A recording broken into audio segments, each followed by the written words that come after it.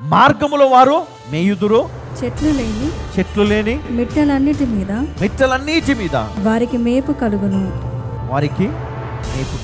తర్వాత వారి యందు కరుణించువాడు వారిని తోడుకొని పోవచ్చు. ఎవరంట? వారి యందు కరుణించువాడు వారిని తోడుకొని పోవచ్చు.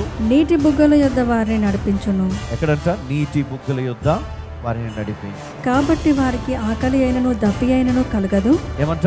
వారికి ఆకలి అయినను దప్పికైనను కలగదు. ఎండమావులైనను ఎండ అయినను వారికి తగులదు. నిజంగా కొన్ని సందర్భాల్లో నాకు అన్ని దారులు మూసుకుంటాయి. అప్పుడు నేనేం వాడతాను తెలుసా? ఇట్లాంటి వాక్యాన్ని వాడతాను. ఈ విశ్వాసాన్ని నేను కూడా పెట్టుకుంటాను. పక్క నుంచి చెప్తా ఉంటారు, ఎందుకు మనకెందుకు ఈ హాల్ తీసుకున్నాడు ఎందుకు అన్నారు. చాలా రిస్క్ కదా.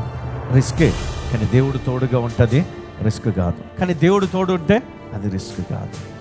నా దేవుడు గొప్పోడు అండి. నా దేవుడు చాలా గొప్పోడు. ఎందుకంటే మనుషుల వల్ల కాదు ఇది. మనుషులు ఎంత చేసినా ఒక దూరమే, ఒక మెట్టెక్కిస్తారని చేపట్టు.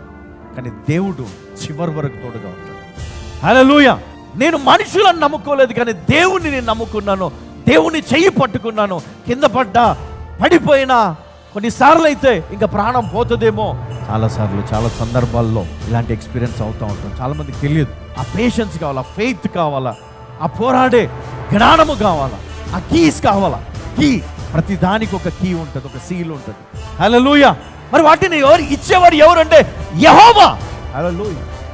యేసుక్రీస్తు నామములో, యేసుక్రీస్తు ద్వారా తండ్రి అయిన దేవుడు, ఆ క్రియేటర్ మనకి ఇస్తాడు. అప్పుడు మనం వీటన్నిటిని దాటుకుంటూ వెళ్ళిపోవచ్చు. నిజంగా మరి ఆయన చెప్పిన ప్రతి మాట దేవుని సంకల్పము చొప్పున ఎవరైతే ముందుకు వెళ్తారో వారికి దేవుడు తోడై ఉంటాడు. అందుకే అన్నాడు యెహోవా, ఏమన్నాడు? ఇలాగ సెలవిచ్చున్నాడు, అనుకూల సమయమందు నేను నీ మొర ఆలకించి తిని నీకు ఉత్తరం ఇచ్చి తిని కదా. అనుకూల సమయమందు మోషే ప్రార్థన విన్నాడు, అబ్రహాం ప్రార్థన విన్నాడు, నినివే ప్రజల ప్రార్థన విన్నాడు, నీ ప్రార్థన కూడా విన్నాడు దేవుడు. హల్లెలూయా. అందుకే ఈరోజు నీతో మాట్లాడుతున్నాను. గట్టిగా చప్పట్లు కొడతాం సార్. హల్లెలూయా, హల్లెలూయా.